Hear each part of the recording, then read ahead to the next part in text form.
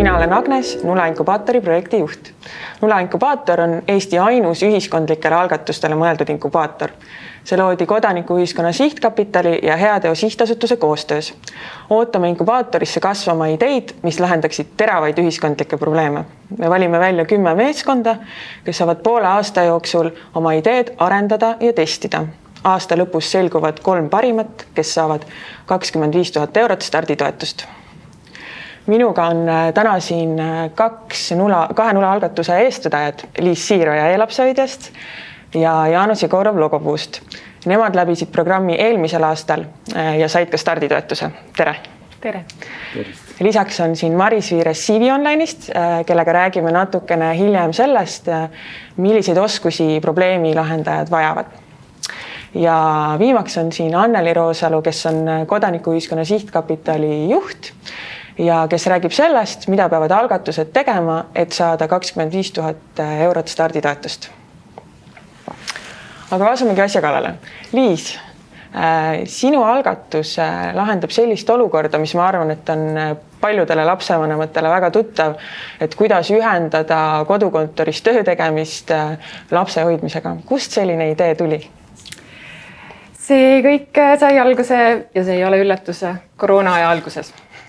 Kui ka meie pere jäi kodukontorisse. Sellel hetkel olid minu lapsed, väiksem oli 6-kuune ja suurem oli peaaegu 3, päris 3 veel täis ei olnudki. Mees siis hakkas kodukontoris tööd tegema ja mina olin ka harjunud natukene mõnda sellist vabatahtlikku projekti kõrvalt tegema. Muidugi veel olin harjunud sellega, et minu vanemad said abis käia vahepeal lapsi hoidmas ja ka mulle väikest pausi andmas. Järsku seda võimalust enam ei olnud.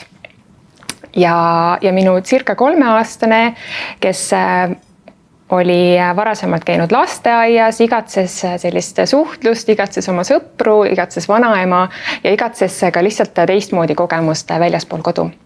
Sellest me jõudsime selleni, et minu ema, kes on lasteaiaõpetaja, hakkas mu circa 3-sega tegema videokõnesid.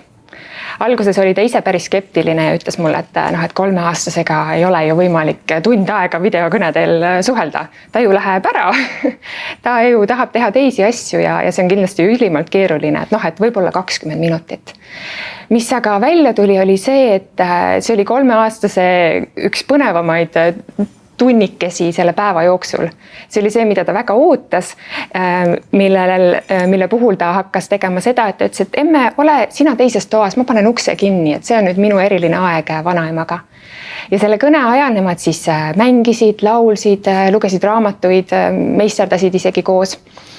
Mis viis omakorda selleni, et minu sõbrad hakkasid ütlema, et me tahaksime ka sellist videovanaema.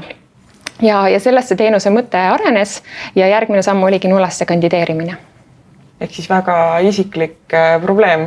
Ja, see oli meie enda pere vajadus ja nagu selgus siis ka teiste sõprade vajadus ja praeguseks oleme aru saanud, et neid huvilisi on oluliselt rohkem. Ka väljaspool koroona aega, sest väiksed lapsed on haiged, vanemad peavad kodukontorit tegema ka siis, kui koroona loodetavasti kunagi läbi on.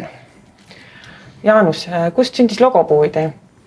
Logopuu idee tegelikult on selles suhtes juba üsna vana idee, et see oli niisugune rohkem kui 4 aastat tagasi, peaaegu 5 aastat tagasi.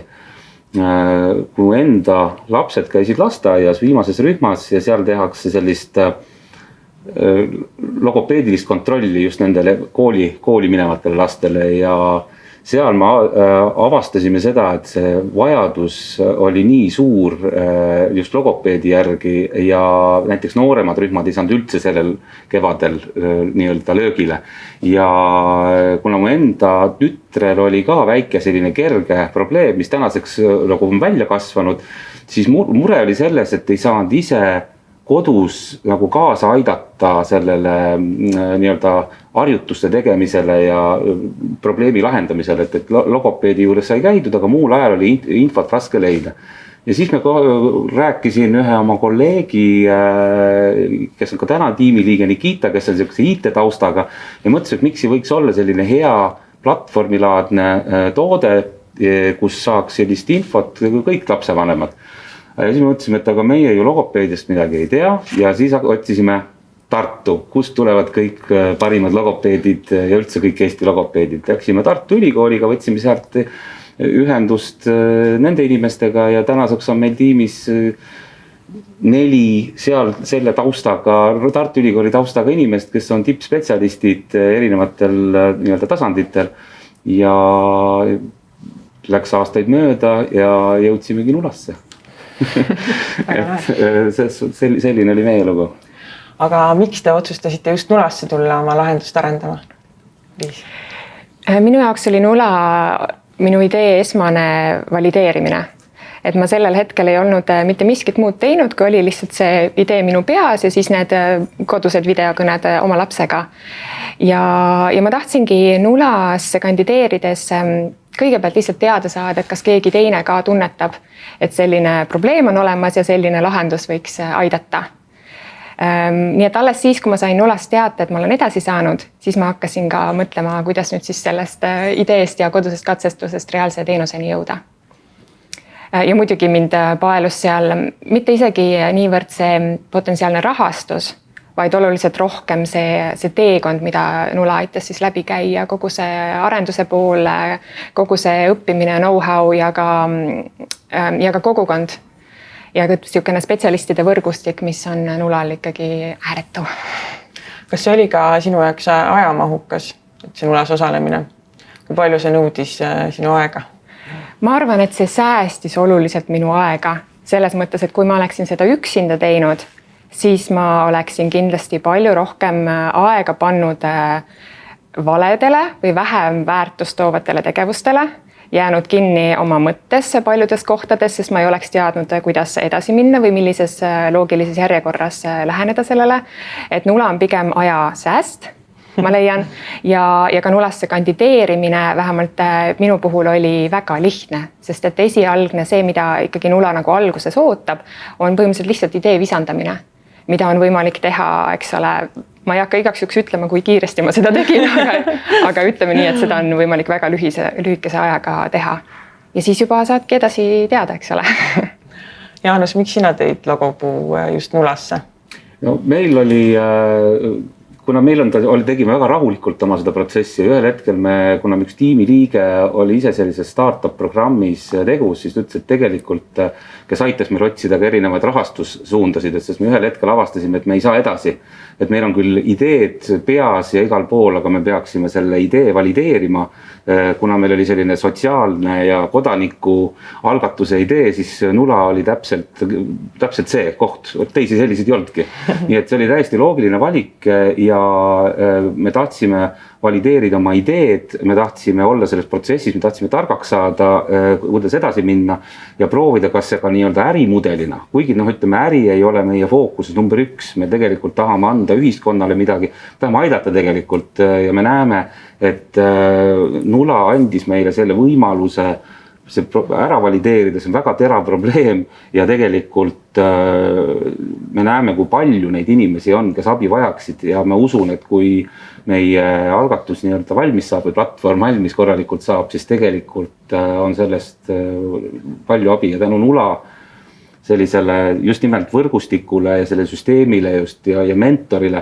Me nagu eelpool kõnelejaga ütles, et neid ummikteid, mida me muidu oleks katsetanud ise, me oleks teinud need vead ära, me täna veel katsetaksime ilmselt väga paljusid asju, siis Nula aitas meid nagu väga ruttu ree peale, et me liikusime edasi päris mehiste sammud.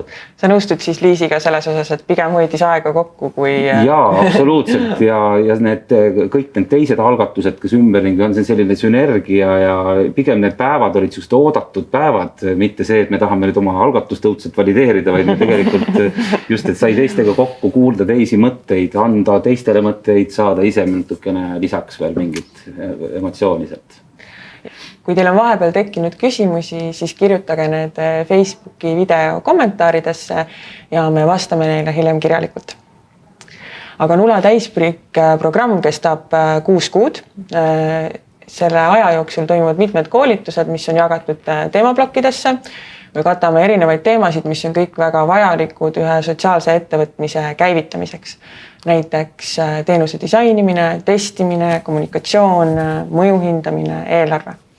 Liis, milline osa sellest programmist oli aitas kõige rohkem e-lapsehoidjat edasi? No üks oluline meeldejääv koolitus, võib-olla Jaanus ütleb kohe sedasama, oli ikkagi stardikoolitus. Kõige esimene koolitus, mis oli siis Lean meetodist ja kõige olulisem õppimise koht oli seal ikkagi see, et kuidas saada teada, et kas see probleem, mida ma enda arvates hakkan lahendama, et kas see on reaalselt olemas teistel inimestel ka ja millisel kujul ta ikkagi siis olemas on.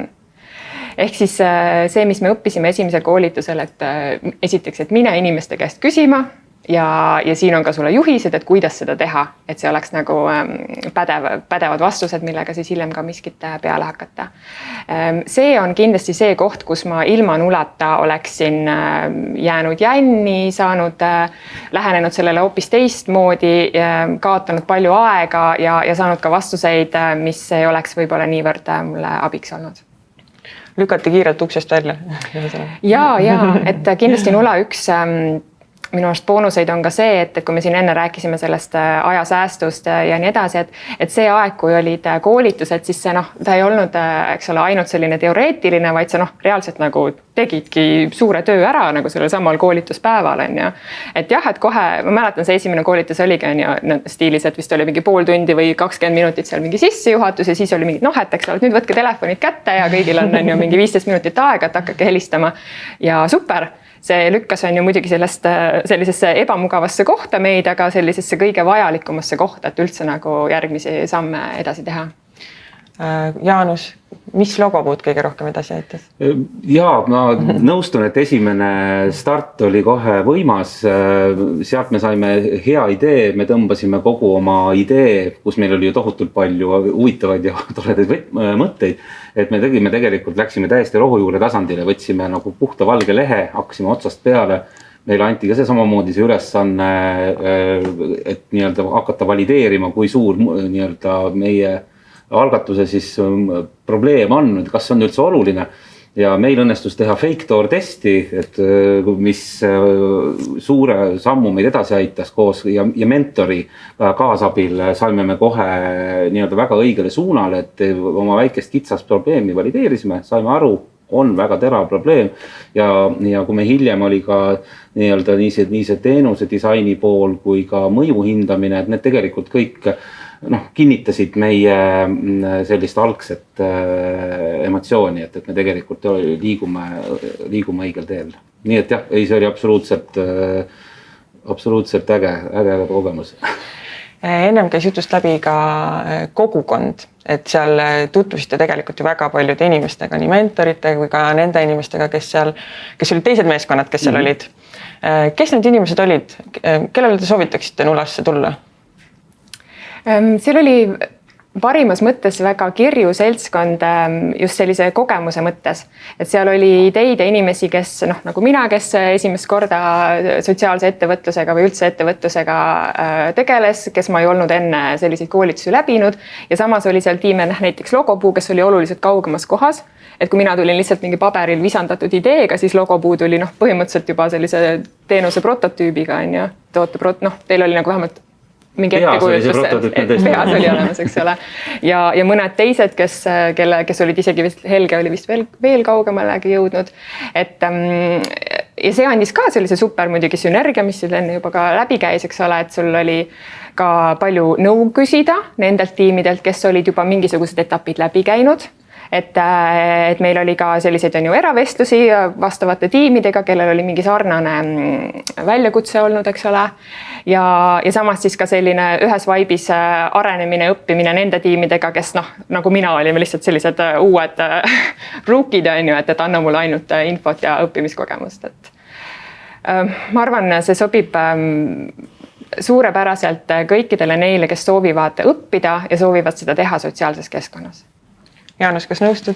Jaa, ma nõustun, ma täiendaks seda, et tegelikult need inimesed, kes seal kõik kohal olid, tõesti need inspireerisid meid ja loodetavasti meie tiim inspireeris ka neid vastu. Et need on selline nagu sotsiaalne närv, et nad on avastanud ühiskonnas mingisuguse mure, et seal oli küll väga palju taandus selliste laste teemadel, aga seal oli näiteks ka selline toidu raiskamise teema ja igasugused psüühilised mured ja mis kõik nagu tegelikult algavad inimesest endast, et sa avastad, et sul on mure mingisuguse asjaga, see ei ole nagu selline äriprojekt, et ma hakkan nüüd nagu äri tegema, vaid see tuleb sinust endast kõigepealt välja ja siis hakkad otsima seda väljundit, kuidas seda nii-öelda lahendada seda olukorda ja kui on see algatus piisavalt terav ja ühiskonnas leiab praegu kajastust, siis on selles mõttes Nula õige koht, kus saab tuule tiibadesse, eriti kui me räägime just nendest 10, kes sinna inkubaatorisse siis jõuavad. Et need inimesed valutavad südant millegi üle ja saavad siis Nula abil siis kiirendada ennast kiiremini nii-öelda ühiskonda. Just, ma olen nõus, et nagu te ütlesite, siis alati on väga erineva taustaga inimesed, see teeb kõik lennud hästi põnevaks, väga paljud osalejad, see põhitöö, millega nad tegelevad, ei ole üldse tihti seotud selle ideega, millega nad siis lõpuks Nulasse tulevad. Te ise ka just ütlesite, et aktiivsed kodanikud, kes märkavad mingeid valukohti. Maris, sina tegeled igapäevaselt CV online'is, töötad ja näed, mis karjäärivalikuid inimesed teevad. Kuidas sulle tundub, kui tavaline see on, et Eesti inimene põhitöö kõrvalt tegeleb ka maailma parandamisega? No väga palju, minu taust tegelikult on ju ka olnud seotud Nulaga varasemalt, et CV Online on nüüd näidanud mulle seda nii-öelda tööturu suuremat poolt, et tegelikult maailma parandus kui selline tõuseb iga aasta inimestel selline nii-öelda töökoha valikul järjest kõrgemale, et me oleme seda küsinud, ma ütleks, et iga paari kuu tagant inimeste käest, et mis on teie jaoks oluline töökoha valikul ja just see, et see töö ikkagi oleks tähenduslik, et see ettevõte panustaks mingit pidi probleemide lahendamisse või ühiskondlike probleemide lahendamisse, et see on tähtis ja juba see, et töö lihtsalt ei ole koht, kus käiakse, vaid töö on loomulik elu osa, et eriti nüüd see nii-öelda peale kasvav noorem generatsioon, et nad ei otsi lihtsalt enam seda nii-öelda head palganumbrit, vaid see töökoht peab olema oluline. Ja võib-olla see maailmaparanduse pool, et me alles mõned kuud tagasi küsisime ka inimeste käest, et kui paljud teist tegelevad nii-öelda põhitöö kõrvalt veel mõne muu tegevusega, mis siis toovad teile lisasissetulekut. Ja meie olime väga üllatunud, tegelikult 6 inimest 10 ütlesid, et neil on lisategevused ja paljud nendest tegevustest olid seotud just nimelt selliste isikliku sisemise nii-öelda põlemisega, et kas siis on mingi probleem, mida lahendatakse ühiskonnas. Me ei küsinud nii detailselt tollel hetkel veel, aga paljudel oli mingi oma isiklik teema, et kas õpin treeneriks või siis just õpin coach'iks või siis õpin mingit muud eriala kõrvale ja pakun siis seda teenust nii-öelda põhitöö kõrvalt. Nii et otsapidi see maailmaparandus on seal sees olnud.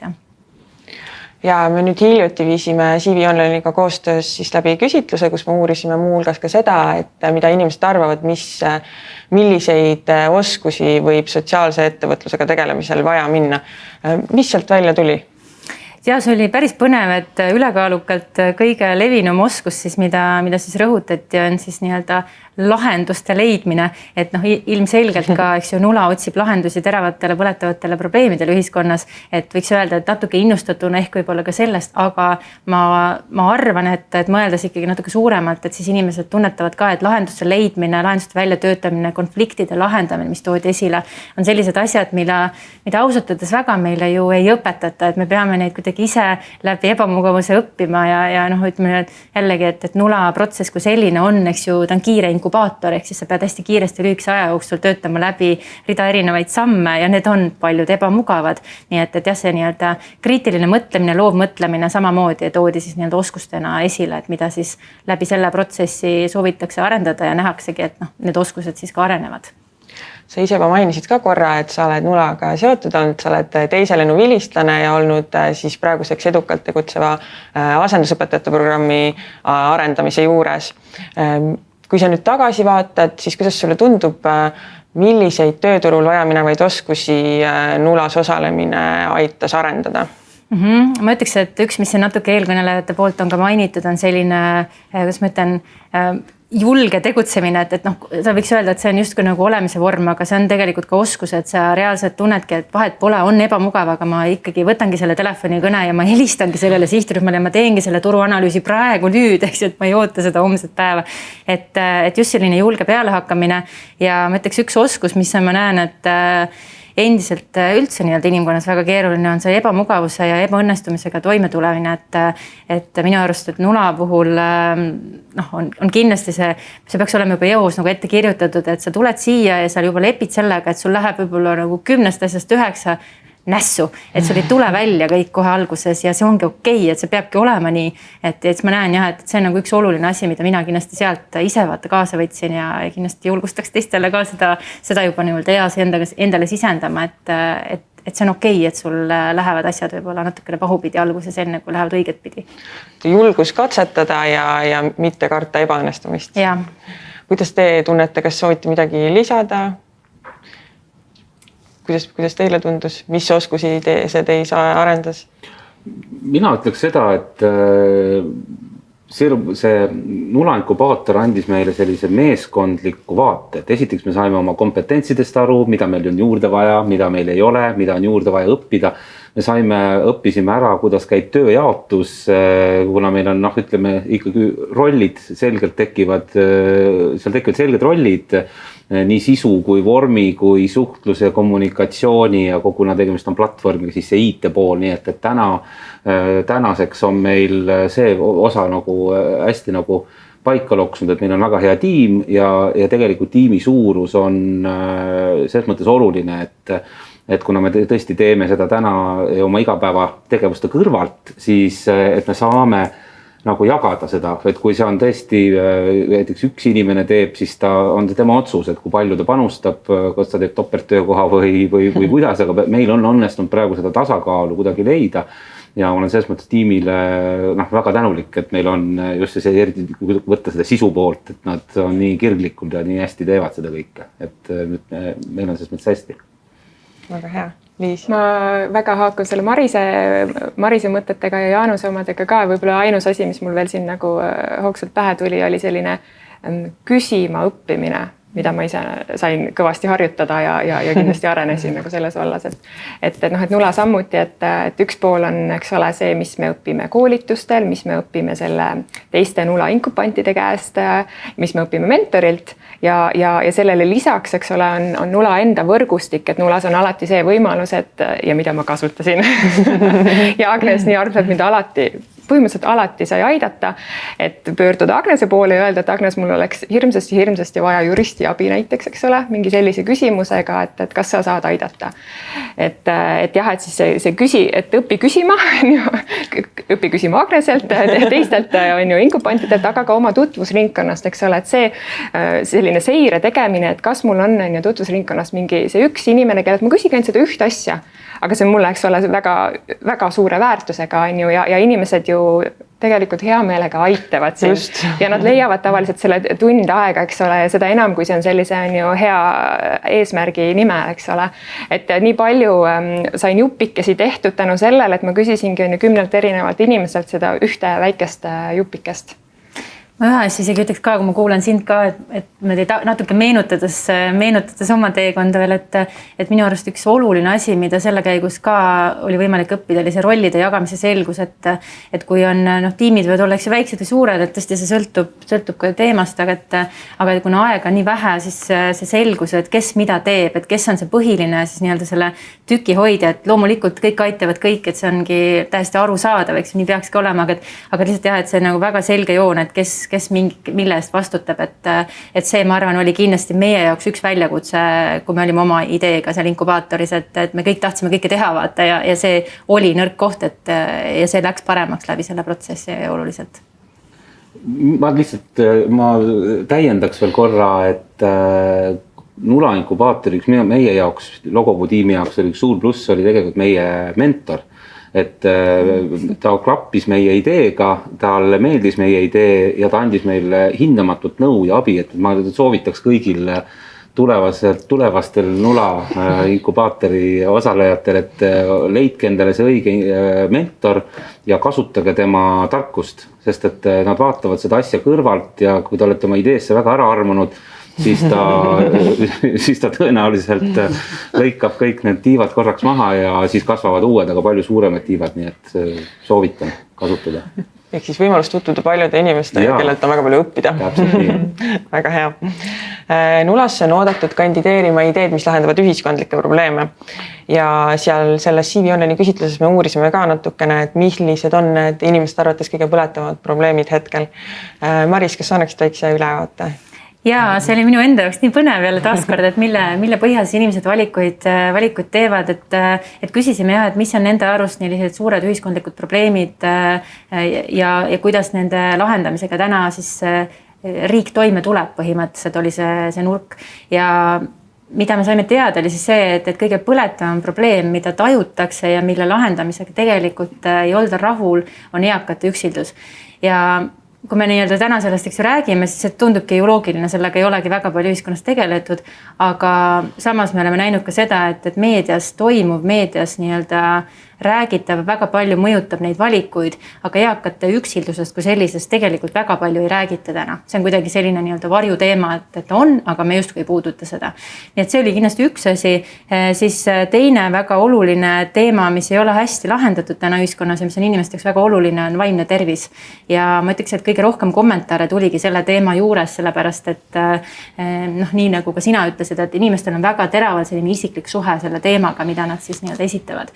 Et nad küll oli tööalast läbipõlemist, küll oli reaalselt tööpuudusest tingitud sellist tõesti nagu vaimset räsitust, eks ju, või on isiklikud suhteprobleemid, koduvägivalla probleemid, et kõik, mis lõpuks liidab kokku selle suure probleemi, et vaimne tervis, mis on inimese jaoks väga oluline, kui see on katki, eks ju, siis sa ei suuda ka funktsioneerida muudel tasanditel.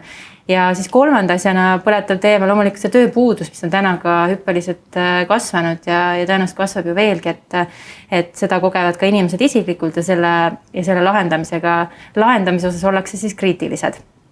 Aga mitmed muud asjad olid pigem nagu ma ütleks, et nähakse, et tehakse ikkagi tööd, ütleme narkomaania, alkoholism, et loomulikult nad on tunda ühiskonnas, aga nad ei olnud võib-olla nii isiklikul tasandil inimeste jaoks või ütleme koduvägivald, kuritegevus, et pigem nagu tuntakse, et on probleemid, aga juba nende kallal on tegeletud pikemalt ja see võib-olla ei ole niivõrd nagu selline südameteema inimestele ilmtingimata. Jaanus ja Liis, kas on midagi, mis teie tahaksite lisada veel siia nimekirja, mis teile on silma jäänud? Mul on üks konkreetne idee, millest ma olen ise puudust tundnud siin mõned aastad tagasi. Ma isegi, kuna hetkel see teema ei ole mul nii aktuaalne, ma ei tea, kas sellel on vahepeal juba mingi lahendus leitud, aga selline teema, et vähihaiged patsiendid, kes jõuavad sellesse kohta, et Eestis neile enam ravi ei ole. Mis on nende võimalused edasi? Vähemalt paar aastat tagasi oli selline seis, et alates sellest hetkest põhimõtteliselt, kui arst ütleb, et mul on väga kahju, me oleme kõik Eestis proovinud ära, me ei saa sind enam aidata, jäi patsient üksinda. Ja kõik edasine sõltus tema oskustest, eks ole, sest on olemas ka teatud juhtudel on olemas ravivõimalused välismaal, nendel on isegi teatud juhtudel teatud rahastused olemas ja nii edasi, aga patsiendid ei leidnud seda infot. Või siis nende leidmine sõltus siis patsienti enda tutvustest, sõltus rahast, sõltus õnnest ja muidugi keeleoskusest. Et kas sa oskad nüüd guugeldada, seal näiteks on ju saksa keeles, et leida mingid teatud Saksamaa kliinikud ja kuidas siis üldse näiteks sinna Saksamaale saada, eks ole, et see ei ole ka nagu niisama, et koputad uksele, ütled, et äkki te saate mind aidata. Ehk siis mõned aastad tagasi oli puudus ja idee oli selles, et luua siis eraldi kas või ainuüksi koduleht või platvorm, mis koondab siis sellist infot, et millised on järgmised sammud sellisel patsiendil ja kes teda aidata saab. Kuni siis selleni välja, et millised on veel mingid lisa nagu rahastusvõimalused Eestis ja võib-olla isegi ka teatud juhtnöörideni, et kuidas ise oma kampaaniat algatada, eks ole. Et siin on ka nagu inimestel on erinevad kogemused, et kui sa oled näiteks mingite sotsiaalsete kampaaniatega tegelenud, siis on nagu lihtne, et teen mingi crowdfunding hooandjas kampaania ja läheb, eks ole. Aga see ei ole lihtne, kui sa ei ole seda kunagi teinud, eks ole. Et see on niisugune teema, mis on mind nagu isiklikult puudutanud. Ma loodan, et on natukene paranenud see olukord. tänaseks ja päevaks. see väga isiklikult kõnetab mind ka, sest mul alles hiljuti väga lähedal seisev inimene tegi selle protsessi läbi ja mitte õnnestunult kahjuks, aga et täpselt samad ettepanekud ka tema poolt, millest ta isiklikult puudust tundis ja ka tugigruppide puudumine Eestis, et sul on nagu muud grupid, eks ju, kes käivad koos, aga mitte siis nii-öelda raskelt vähihaiged, kes võiksid saada kokku ja jagada nii-öelda seda valu nagu omavahel ja kuidagi leida leevendust sellele, et kes mõistavad, eks ju. Nii et väga hea teema. Aitäh. Jaanus, kas sa soovid midagi lisada? Ma lisaks sellele nende nii-öelda inimeste teemadele, et nii-öelda need nii vanurid kui see psüühiline pool ja see vähipatsientide teemale, võib-olla ma lisaks üldse sellised keskkonnateemad tegelikult, need minu arust on need teemad, mis on samamoodi meie üldist sellist eluolu nagu mõjutavad, et praegu on nagu väga aktuaalseks tegelikult muutunud, mis mind nagu rõõmustab, et sellele tähelepanu pööratakse, ongi selline toidu raiskamise suund, et kogu maailmas on ju tegelikult ju väga suur probleem ja probleemid alles hakkavad tulema, et siis, et kui võetakse riigiti ette ja kõigepealt peaks hakkama ikkagi nagu oma kodust pihta, eks sellest siis vaadata ka selle suunaga, et inimesed ei raiskaks lihtsalt arutult meie nii-öelda maakera ressurssi läbi selle.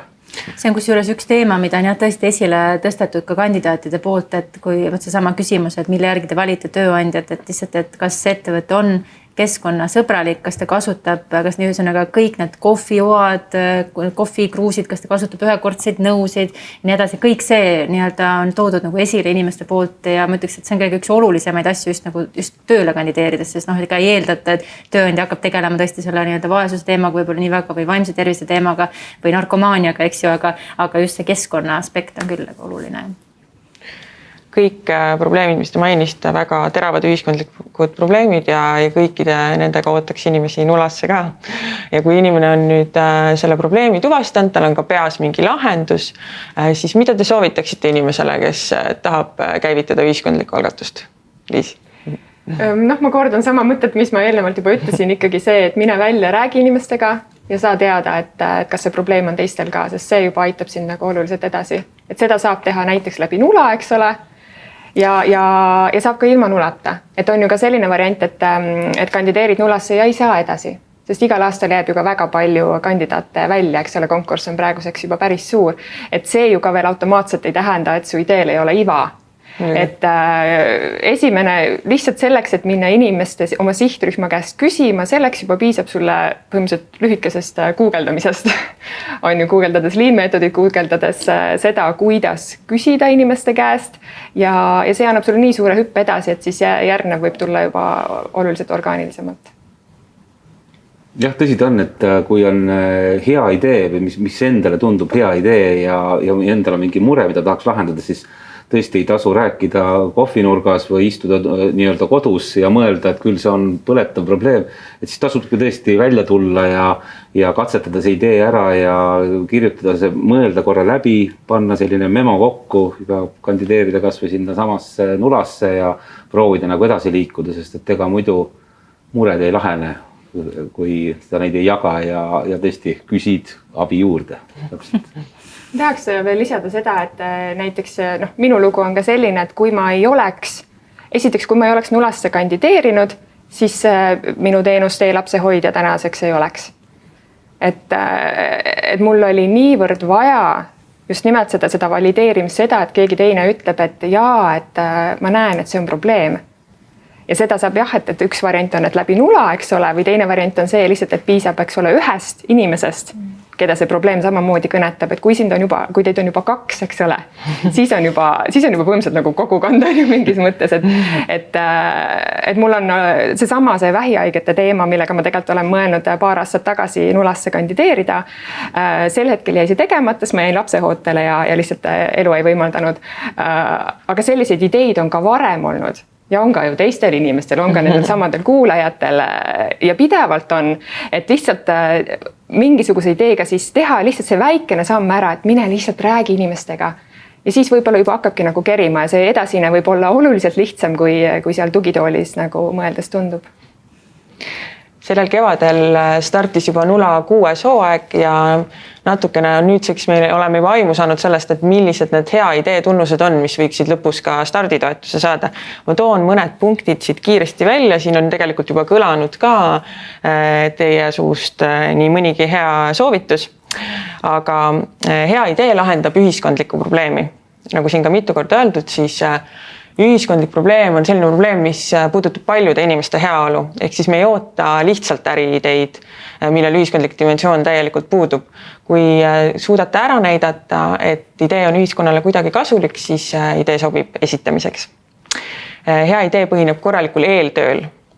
Just siin ka mainiti guugeldamist, et tasub guugeldada. Ei ole vaja hakata suuri uuringuid läbi viima tingimata, aga guugeldada ja vaadata, mis on probleemi kohta kirjutatud, võib-olla on mingeid andmeid, milliseid lahendusi on juba olemas. Hea idee on uuenduslik, see tähendab, et lahendust ei ole suures mahus või Eestis veel testitud. Seda te saategi siis tulla Nulasse tegema, testima. Ja mis on oluline, lahendus peaks taotlema võimalikult suurt positiivset muutust. See tähendab, et võiks läbi mõelda, kui paljude inimesteni te loodate jõuda ja kuidas see nende elu positiivselt siis mõjutab. Ja et lahendus ei oleks ühekordne ettevõtmine, siis on oluline, et see oleks võimeline oma tulu teenima. Ma loodan, et nendest soovitustest on teile kasu. Aga inkubaatori lõpuks on igal algatusel, kes tegutseb siis sihtasutuse või MTÜ-na, võimalus kandideerida kodanikuühiskonna sihtkapitali poolt välja pandud starditoetusele. Anneli, äkki sa räägid meile natuke sellest, mida üks algatus peab selleks tegema, et see starditoetus saada? Ja ma alustaks natukene kaugemalt, et Agnes siin mainis, et 6. hooaeg stardib nupukate lahenduste inkubaatoril, aga KÜSK on tegelikult juba 10 aastat toetanud sarnaste ideede elluviimist, ehk siis alguses oli olemas heade ideedes selline konkurss, millest siis edasi ta nimetati ümber ja kujundati ümber nupukate lahenduste konkursiks ja siis sellest kasvaski välja Nula inkubaator. Ja nagu Agnes juba mainis, et ideid starditoetuse taotlusena saavad esitada sihtasutused ja mittetulundusühingud just nimelt selleks, et siis Eesti sellistele aktiivsetele kodanikele anda see võimalus toetust saada ja oma ideed ellu viia. Nii, aga ühesõnaga peab olema siis MTÜ või sihtasutus. Aga kui te nüüd hindate neid ideid, siis mis on kõige olulisem, mida te vaatate? No, täna on siin juba korduvalt kõlanud see, et tähtis on leida see ühiskondlik kitsaskoht ja neid kitsaskohti, nagu me siin varasematel aastatel ja eriti nüüd Nula 6 hooaja jooksul siin näeme, et esitatakse väga palju, et kui eelmisel kevadel oli neid circa 80, siis neid kitsaskohti Eestis selgub, et on päris palju. Ja selleks siis, et starditoetuse esitamisel olla edukas, siis kõigepealt ongi see probleemi olulisus, et ta oleks oluline selles valdkonnas, Eestis, võib-olla sinu enda kogukonnas ka kitsamalt. Ja siis on kõik nagu muud punktid, ütleme nii, natuke sarnased sellele, et kui te kuskilt mujalt toetust soovite saada, et see idee peab olema hästi lahti kirjeldatud, põhjendatud, seal peab olema toodud, kuidas te lahendate, milline on tulemus, milline on see meeskond, kellega koos te seda teete, et teil on partnerid, et teil on võrgustik olemas selle idee ümber. Ja muidugi lõpuks ka eelarve läbi mõeldud, et selle 1,5 aasta jooksul 25 000 eurot, kuidas kasutatakse, millele kulutatakse. Et need on need põhilised võib-olla sellised pidepunktid siis selleks, et hinnata, kes starditoetuse võiks saada. Eks igal aastal on starditoetuse esitajad ju vaeva näinud inkubaatoril juba pikalt ja need taotlused on väga põhjalikud ja väga hästi põhjendatud ka varasemate võib-olla uuringute ja andmetega, et nad on päris sellised korralikud pähklid ka nendele ekspertidele, kes need hindavad. Äkki sa toodki välja mõned edulood, mis varasemalt on olnud? No esimesest siis ütleme Nula inkubaatoril ennust tulnud Topsiring on, ma usun, enamikele Eesti inimestele teada ja kes on festivalide külastajad, kindlasti on jäänud silma, et väga paljud festivalid Topsiringi teenust kasutavad. Nad olid ka 2016 Eesti Keskkonnateo auhinna saajad, nii et väga kenasti startinud nulast ja väga edukalt edasi arenenud. Siis ma tooksin välja veel tugitakso, kes siis tegeleb teenuse pakkumisega nii-öelda liikumisraskustega inimestele, sealhulgas mitte ainult puuetega inimestele, vaid kui ma olen ka lapsevankriga ema või mul on mitu lapsevankrit või ma olen haiglast tulev vanainimene, kellel on vaja võib-olla 4. korrusele saada, mitte ainult taksoga ukse ette. Et sellise teenuse pakkumisega ja mis minu arvates on tugitakso puhul veel väga hea selline lisandväärtus on see, et nad õpetavad taksojuhte, et nad annavad seda koolitust edasi, kui ma ei eksi, oli Bolt ja ka Tallink takso juhid, päris mitmed on selle koolituse läbinud, et tõesti, kui ma pean teenindama seda kas puudega inimest või kedagi, kellel on minu füüsilist jõudu ka abiks vaja, et ma teen seda õigesti. Et minu arvates see on nagu väga suur lisaväärtus sellel algatusel. Ja kui täna siin räägiti palju nendest, mida me kuuleme meedias, mis on mured ja väga paljud nula starditoetuse saajad ka on tegelenud hariduse, noorte ja lastega, siis Jututaja on selline algatus, mis tegeleb siis eakate inimeste just nimelt selle üksilduse probleemiga ja toob just kokku noori ja eakaid, ehk siis ühtede poolt elukogemus noortele ja noorte poolt siis eakale inimesele aeg ja tema selline aja sisustamine sisuliselt ikkagi. Et need oleksid 3, mis on mulle nagu meelde ja silma jäänud. Ja siis nüüd eelmisest aastast lisandusite muidugi teie logopuu ja elupsööde. Aga lõpetuseks lühidalt siis mõned olulisemad kuupäevad. Ideid ootame kuni 2. aprillini. Need 10 meeskonda, kes pääsevad inkubaatorisse oma ideed arendava, selguvad aprilli lõpuks. Ja siis inkubaatori sisuline osa algab mais. Kui sul on endal mõni idee, kuidas mõnda probleemi lahendada, siis tule too see nulasse. Mine nula.ee ja vaata lähemalt. Aitäh teile sisuka vestluse eest, aitäh teile vaatamast ja kohtumiseni nulas!